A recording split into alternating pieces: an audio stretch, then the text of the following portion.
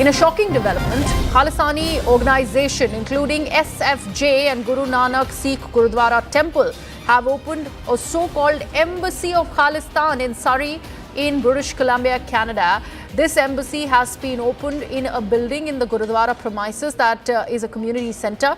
The building was built with the funds provided by the government of British Columbia. That is also the shocking part. Recently, the government provided $150,000 to install an elevator in this building as well. What really is going on in Surrey in British Columbia, in Canada, is a big question. Embassy of Khalistan. My colleague Siddhant explains it better. Yes, Siddhant.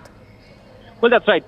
So this particular premises, this particular community center has been funded by the provincial government of British Columbia. In fact, the locals are telling me that $150,000 were paid for that purpose. Now, yesterday night, this morning, this board has come up outside this community center, which says, and it's written on the board, Republic of Khalistan. Now, Khalistanis have come up with this embassy of Khalistan, next to this Gurudwara, and in fact now the locals are demanding the authorities. In fact, they are putting pressure on the government of British Columbia to pull down this board, to remove this board, because as it is the government-funded building, any private organization or a group cannot put its board on the government-funded building. Perhaps that's the demand coming from the locals in British Columbia. But this is not the first time that Khalistanis have come up with this concept. In fact, in the past also they have done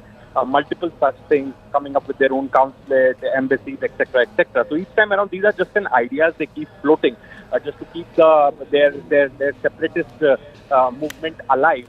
And perhaps, again, this has been done by putting board of Republic of Khalistan on this community center in Surrey, British Columbia. But locals have an issue with it, because locals have to say that this building has been funded by the government of British Columbia, and no private company, organization or a group can put its board on the building. Okay, Siddhant, thank you so much for that.